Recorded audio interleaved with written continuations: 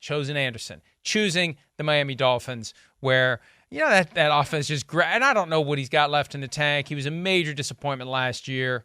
After the trade, before the trade, it just wasn't working for Chosen Anderson anywhere. We'll see if it works in Miami, but he's stepping into a spot where there's a lot of great players, only one football. You better be patient. You better be selfless to survive in that Miami offense, Chris. Yeah, definitely. He has a chance. It's one where it's like it's boom or bust type of spot where you go, oh, he's either gonna like flourish and jump on here and find a little role, or the ball is just, there's not enough balls to go around for the guy, and he's not the guy he once was, and he'll be exposed that way. So we'll see. There is potential. There's no doubt about that. And it's explosive offense, a lot of things you got to worry about, so he should see some favorable matchups, that's for sure.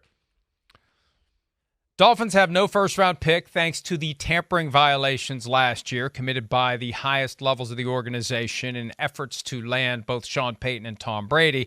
They have 2 picks in the first 5 rounds, rounds 2 and 3. 4 total picks entering the draft is the fewest in the NFL. So with all that said, and they don't have a ton of needs, they got a pretty good team. What's their top need with those 4 draft picks they have entering the draft? I think the biggest one I would look at is tight end, right?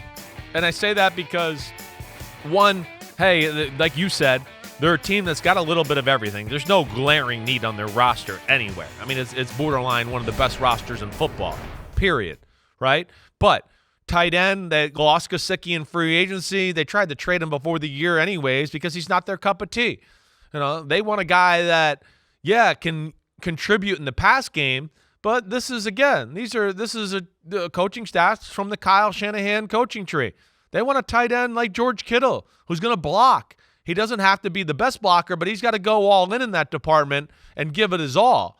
And that's where I would imagine they are going to look at. And, of course, we've talked about this draft and the tight ends. It's deep as hell. It is. It's arguably the best tight end draft we've seen in the last 15, 20 years. So they should be able to get one that fits that need. But I think that would be the number one thing, Mike, I would look at. And then you could go into O-line maybe a little bit there and bolstering that group. I was watching some Michael Mayer highlights over the weekend. That's your guy. I'm just intrigued by the guy. There's just something about this big lumbering guy that never gets open but catches every ball that's thrown his way. Yeah. It really is amazing to see. But if you want an old school guy that's going to block and you want a guy that develops into a George Kittle type, I mean, again, you want somebody for all phases of the offense.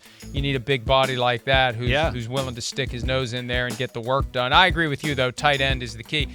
Drew Rosenhaus said recently that both the Dolphins and who's the other team? There were 2 teams that were vying. Oh, the Packers were vying for Darren Waller last year. Sure, right. Before the Raiders backed out and gave him a new contract. So the Dolphins were looking to replace Gesicki even before last year, when we just kind of wonder, other than those random moments where he'd catch a touchdown pass and do the worst gritty imaginable, Gesicki really didn't do anything last year. No, so it's no surprise he's gone, but you right. better have somebody take his place. Durham Smythe is currently their top tight end. Yeah, that's right. And Durham's, solid, but they can get a guy in this draft that can be a little bit more of a difference maker that way. And then you just go, wow, okay. O-line, we talk about that. I don't know how to feel. Some of these guys, listen, they got some guys on there that, like, at some point they got to develop. I don't know how they feel about them. But there are some players on there. I don't think their O-line's as bad as sometimes people want to make it to be. But I would imagine at some point during the draft, they look at another guy there in the mid-rounds to kind of bolster that crew. I don't think they're going to find anybody, where they're picking, maybe with that second-round pick, right? They got a second-round pick. Do I got that right there?